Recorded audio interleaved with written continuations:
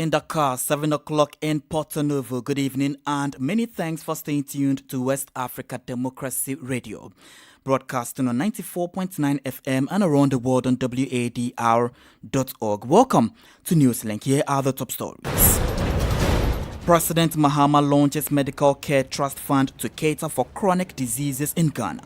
Today we're launching more than just an initiative. We're launching hope.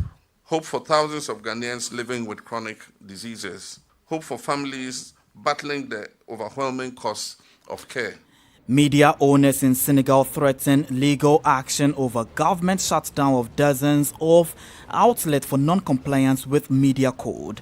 CSOs in Liberia urge the presidency to adhere to the Supreme Court ruling on the legitimacy of Speaker Kofa.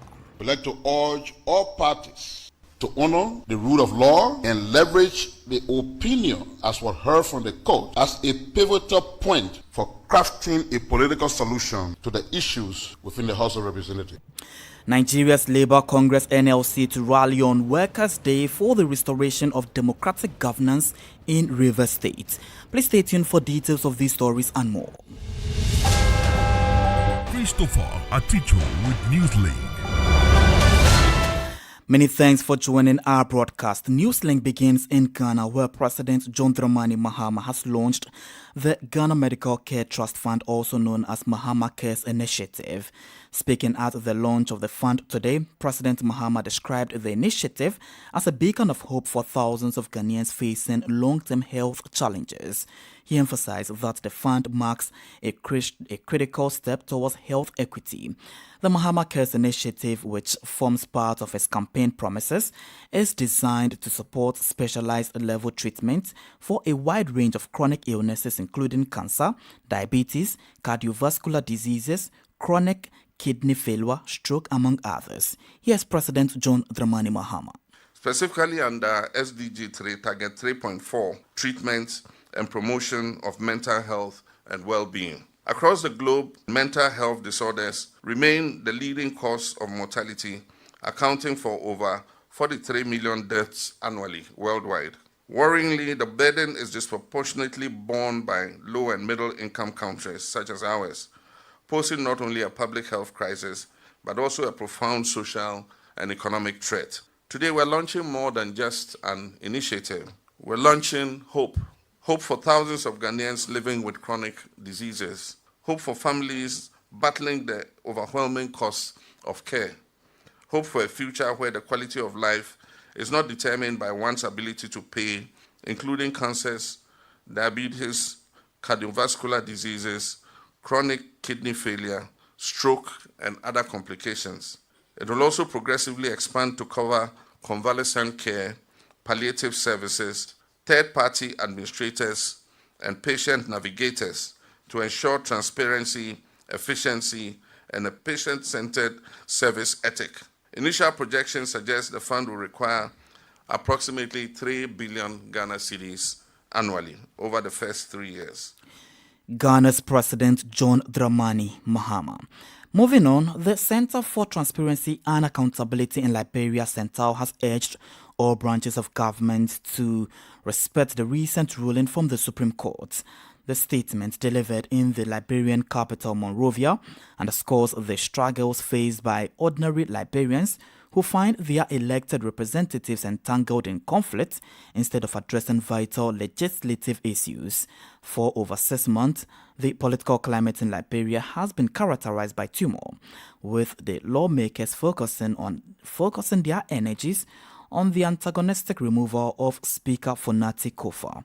Here's WADR's Monrovia correspondent Abraham Parker reporting. The allegations of bribery and budget corruption have further eroded public trust, leading in a devastating fire that gutted a part of the Capitol building. In its initial response a day after the ruling, Liberia's Information Minister Jeremy Kepia publicly endorsed the court's decision, urging lawmakers to adhere to the ruling. We'd like to urge all parties to honor the rule of law and leverage the opinion, as was heard from the court, as a pivotal point for crafting a political solution to the issues within the House of Representatives. However, Sintar expressed concern that President Joseph Boakar's subsequent address to the nation after Minister Pia's statement complicated matters by indicating his willingness to work with the Kun bloc, raising questions about the legitimacy of Speaker Kova's leadership.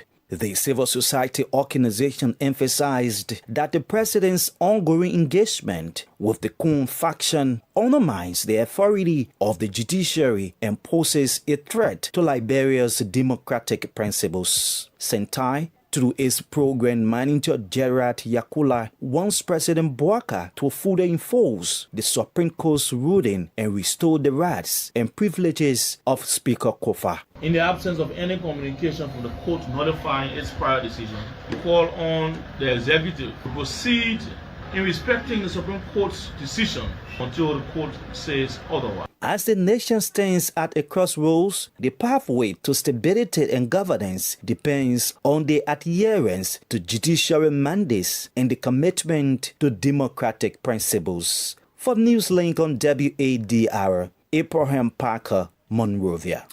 Back here in Senegal, several media owners and voices have denounced the Ministry of Communications' decision to shut down several dozen media outlets. According to the ministry, after an assessment, the affected media organizations were found to be non-compliant with the press code. They now face sanctions if they continue to operate. Augustine Colley reports. In total, nearly 400 media outlets, most of them online sites, are affected by the Ministry of Communications' decision.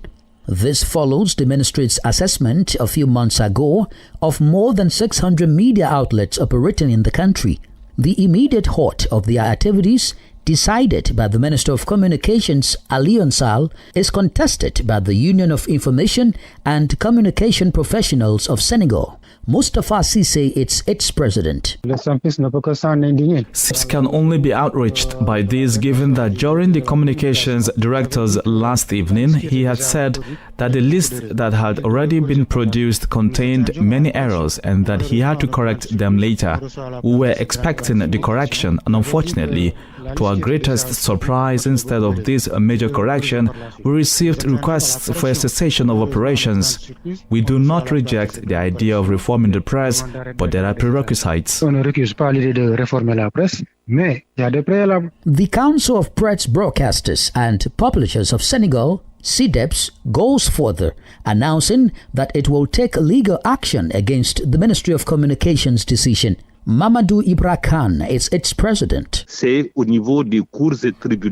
is at the level of the courts and tribunals that a decision or sanction can be imposed, up to and including the closure of the media outlet in question. But in no case does this fall within the jurisdiction of the Minister of Communications. Therefore, we will file a lawsuit. We have a pool of lawyers who want to give themselves time to file an interim relief before the judge and an application for annulment before the Supreme Court, because these actions are illegal. Now, this does not mean that press employers are against regulating the media sector.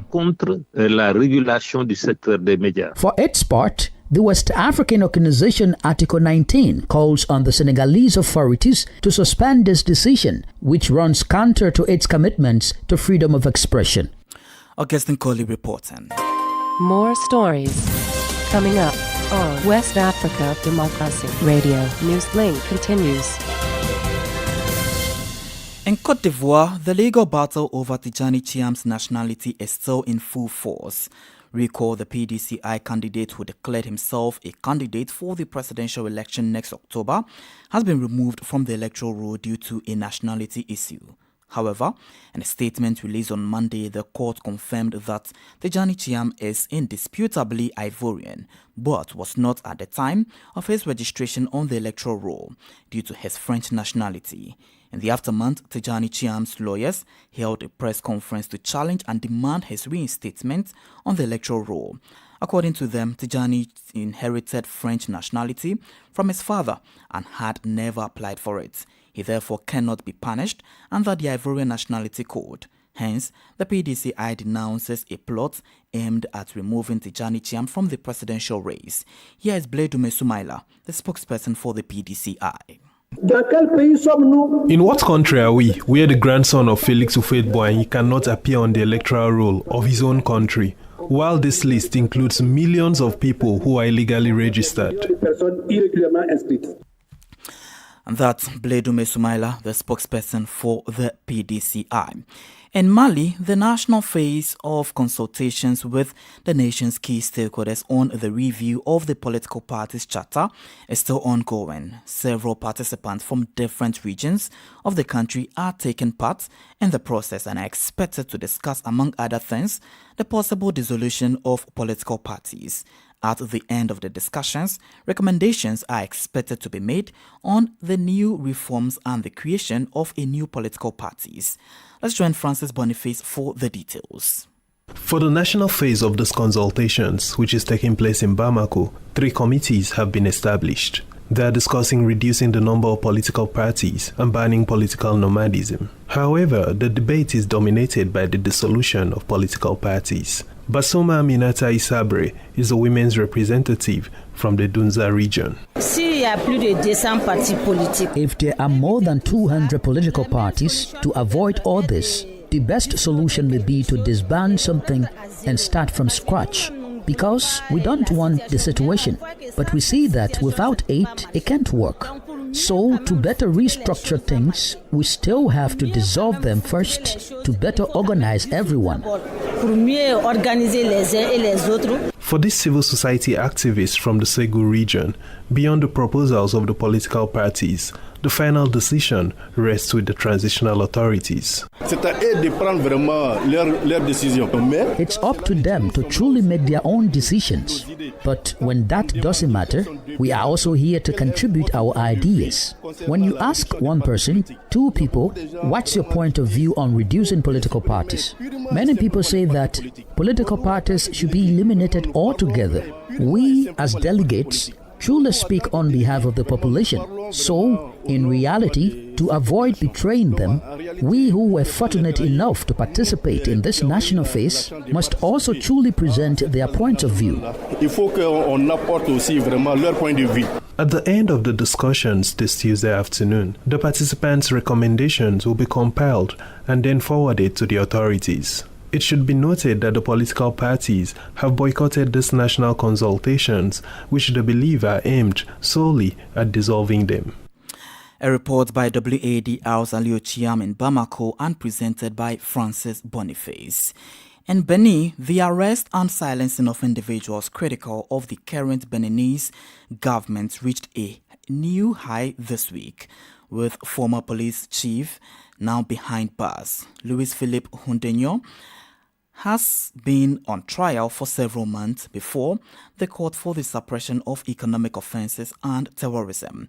The trial climaxed on Monday after the state prosecutor requested that Hundegno be served a 2-year jail term. He is prosecuted for incitement to rebel and harassment through communication system and his constant criticism of the Beninese head of state. Sankole Janko has more in this report. In addition to the 2-year prison sentence requested for Louis-Philippe Hundegno, the prosecution is also demanding that the accused pay a fine of 2 million CFA francs. The prosecutor criticized the former police director general for his numerous incriminating statements against the current government. These media appearances are risky, given that as a former police officer, he has a duty of confidentiality, the prosecutor continued.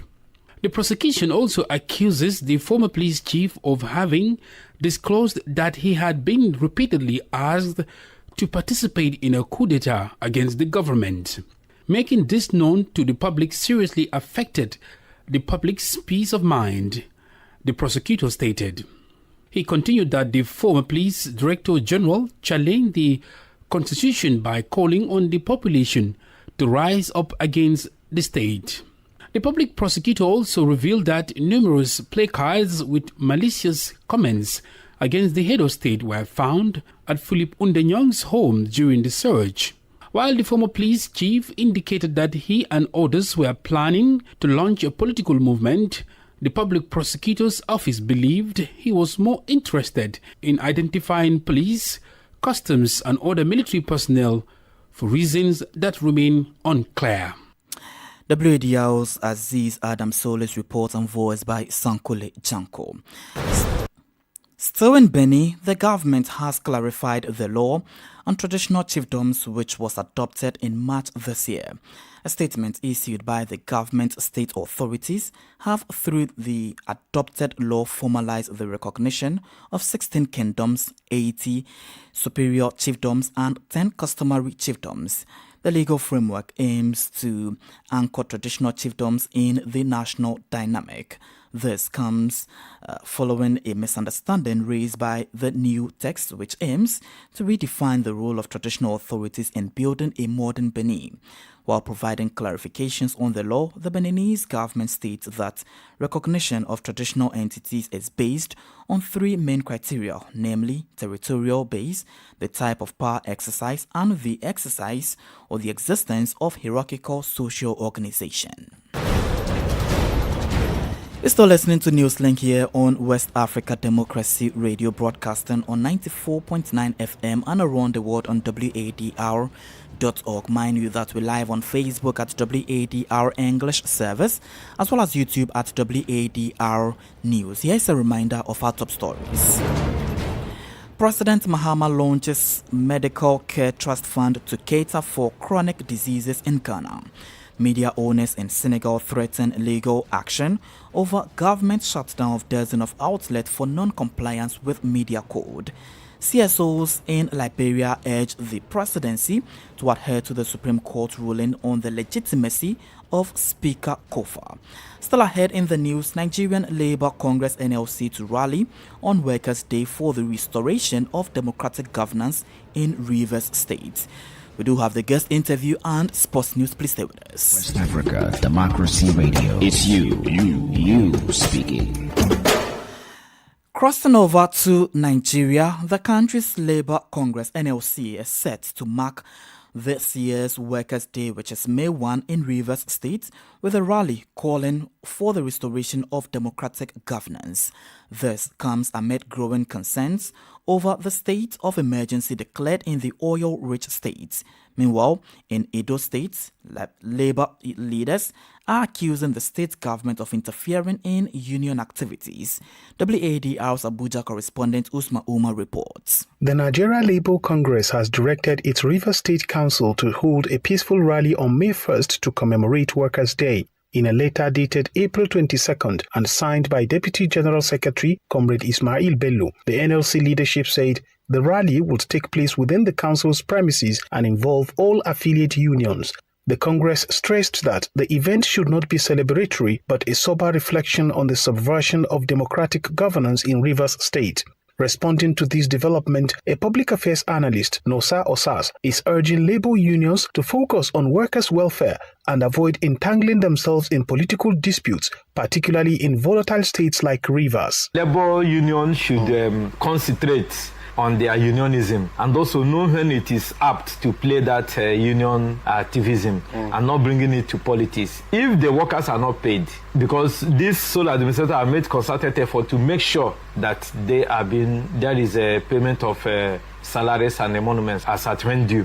And you could see that in Rivers State here, we've not had any hula balu cry from the workers. Meanwhile, in neighboring Edo State, the NLC has accused the state government of interfering in the activities of the state council, raising fresh concerns about the independence of labor unions across Nigeria. This year's theme, Reclaiming the Civic Space Amid Economic Hardship, will be observed nationwide, but in Rivers State, the NLC says there is a pressing need to rebuild civic structures and defend workers' rights.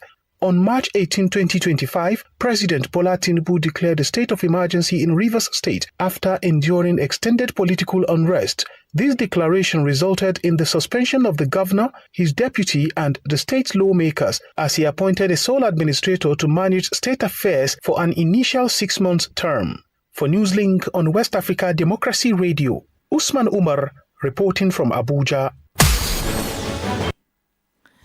Still in Nigeria, the National Emergency Management Agency NEMA says it has received a total of 203 vulnerable Nigerians stranded in Liberia. Upon arrival at the cargo terminal of the Murtala Mohammed International Airport in Lagos on Monday, they were welcomed by the emergency agency and other stakeholders. The group comprised 50 adult males, 96 adult females, and 29 children, as well as 28 infants. Their return was facilitated by the International Organization for Migration IOM under the Voluntary Humanitarian Repatriation Program, in collaboration with the Nigerian authorities, including NEMA, the National Commission for Refugees, Migrants and Internally Displaced Persons, Nigerian Immigration Services, Department of State Services DSS, the Port Health Services and the Nigerian Police Force. In a statement on Tuesday, NEMA confirmed that 2 of the returnees required urgent medical attention and were immediately transported to New Ikeja Hospital for treatment. Politics, analyses on major news, social matters, and all. This is A Guest. In our guest interview segment this evening, we take you back to the latest development in the media sector in Senegal, as human rights organization Article 19 has urged authorities to refrain from the closure of non-compliant media houses. This comes after several media owners and voices denounced the Ministry of Communications' decision to shut down several dozen media outlets. According to the ministry, after an assessment, the affected media organizations were found to be non-compliant with a press code. However, the human rights group Article 19 argued that the closure of these media houses will prevent millions of Senegalese from accessing information. Alfred Boukali is the regional director of Article 19 Senegal and West Africa. We understand the importance of media to respect their administrative obligations and to comply with the different requirements. At the same time, we want to emphasize that the objective of any regulation process should ensure that the right of the public to access the information is protected through any measure taken. This decree, if it was applied as it states, meaning that media that do not comply with the requirements stop the service of informing people, you understand that this right won't be protected, and millions of people who use those media to access their information, unfortunately, could not.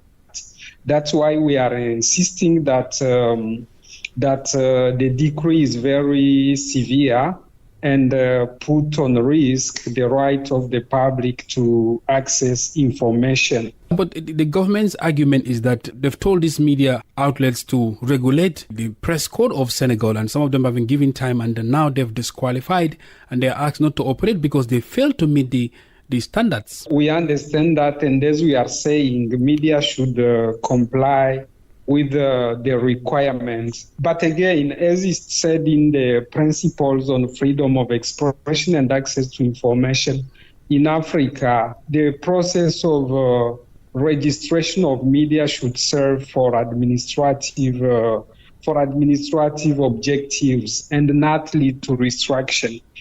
We are understanding through this decree that unfortunately those who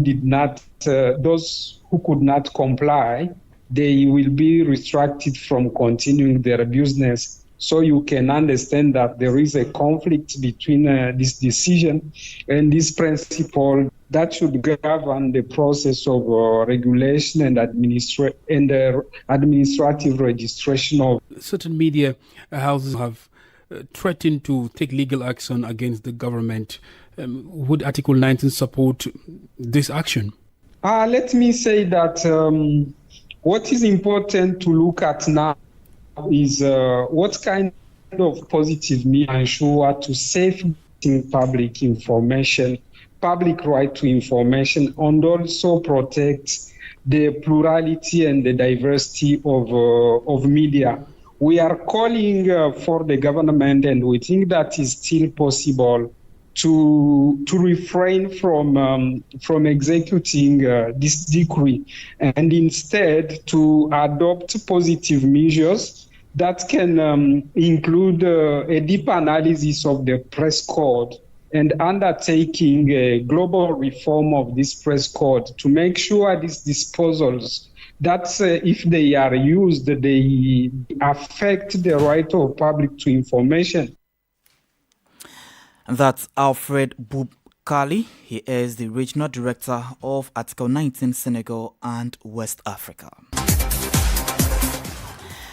And it's time for sports, and Augustine Corley joins me in studio for the latest in the world of sports. And of course, tonight is set to be a lot of action activities regarding the UEFA Champions League, where Arsenal, representing England, will be taking on Paris Saint-Germain, representing France. Yeah. It's a pleasure.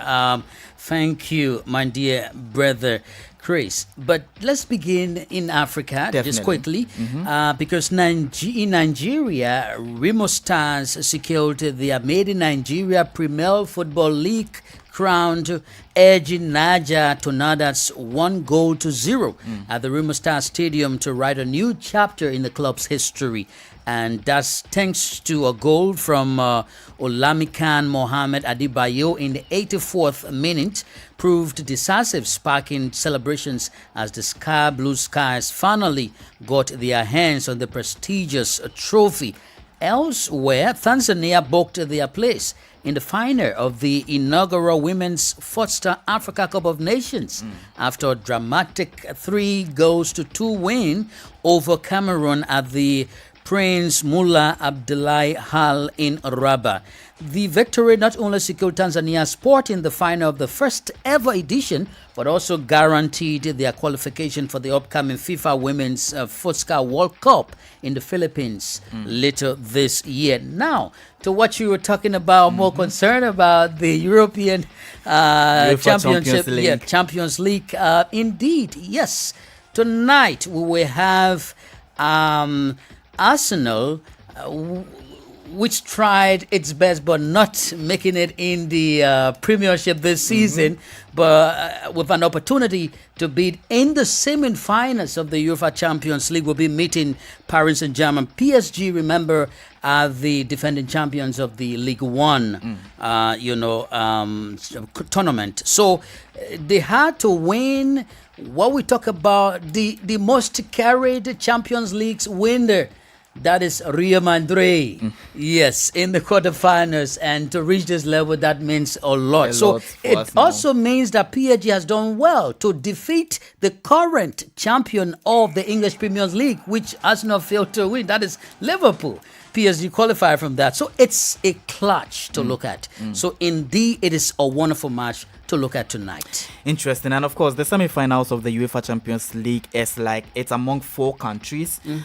Arsenal representing England, Inter Milan representing Italy. You're right. Barcelona representing Spain. Right. And then Paris Saint-Germain representing France. So which country would obviously win this year's UEFA Champions League? It comes we into just place. hope to see. We hope to see. Thank you. Definitely. So thank you very much, Augustine Corley, with updates in the world of sports. And with that, we've come to the end of today's edition of Newslink here on West Africa Democracy Radio, broadcasting on 94.9 FM from Dakar, Senegal. Thank you for listening, and many thanks to Mauda Juf and Shakenjai for the technical assistance. Do interact with us on all of our social media platforms, X, formerly Twitter, Instagram at WADR News, and on Facebook at WADR English Service. I am Christopher Aticho. Good evening and enjoy the rest of our broadcasts.